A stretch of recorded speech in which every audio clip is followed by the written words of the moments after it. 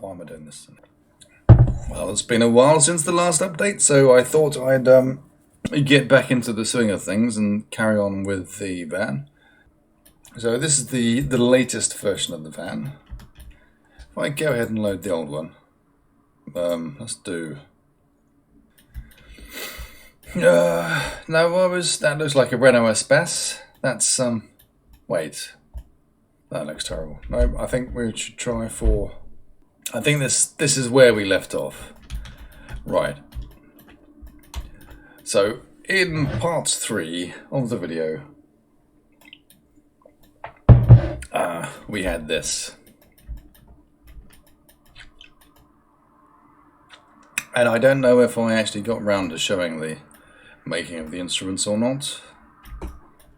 I don't even know if that's that. I don't really know if any of this is very interesting at all, but do I remember making half of this? I don't know. But anyway, so this is the really janky, wonky, semi-low poly van thing that doesn't look a lot like the reference material at all. Looking back at this, where's the reference? Let's show all the reference. Get rid of this. The blueprints is what I want.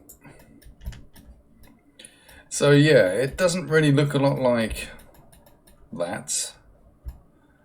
Or yeah, anyway. So that's where I had got to in the last video, I believe. Oh, and I did start making the driver dude. The less said about that, the better. It looks like some kind of oddly shaped duck, and I have no idea what's going on there. What? Less. Right, so we kind of got rid of most of that, so let's just don't save. And then I think we're on I think we're on letter G now. So this is where we're at. I've got all the important stuff like the number plates, and I should probably just quickly change these up. Let's change that interior to a different blue, a dark blue. Let's just change these to, oops, a lighter blue maybe. Oh, wait, that's down, that's a bit better. The curves are a bit nicer. Oh, I can't see because of this. Hang on. Not that you're going to see underneath anyway, but all the wheel arches and stuff are a bit tidier. So then, when you are on the interior of the vehicle, I mean, I haven't done these yet. I haven't fixed the drop, but you get an idea of what it will look like. So there will be actually room for legs and stuff in the beginning. There will be room for legs inside the footwells and all this kind of stuff. And I'm going to try and keep this as authentic but low poly as I possibly can. I mean, there's a difficult balance to strike, really, because on the one hand, you want it to look kind of low poly, but also, I mean, time-wise, I don't think I've got a lot of time to actually build it to be fully realistic, and I'm not really going for full realism, as you can see here with the Slender Man drummer. So the drumming clown, this is just a block out really, just to get a sense of proportion. When we look at the close-ups here, I mean, it could be the fisheye lens as well, but it distorts everything, but he looks like quite a big chap. So I'm blocking it out so he does kind of mostly fill the back of the van and to the roof. This arrangement of snare, hi-hat, kick drum, and variously there's 2 different keyboards knocking around on the in the back of the van here. If I spin on, there you go, we've got 2 keyboards now. And I can just about make out the stand on this one. I don't know how this one is secured. I definitely don't know how the keyboards in the front are set up. They look like they're gaffer taped in place, but just have to use a bit of artistic license there. But yeah, that's yeah. So that's where it's at. I've kind of got.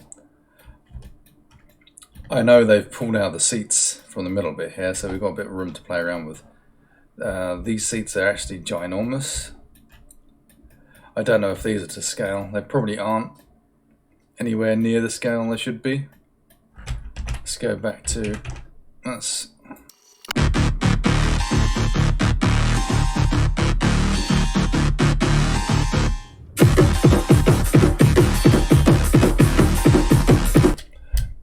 So it's like a two-seat thing. What have we got here?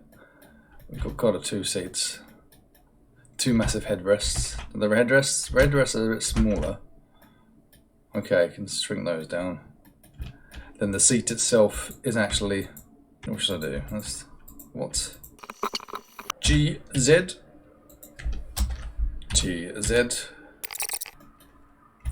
Working on getting those horns in. Authentic looking clown horns.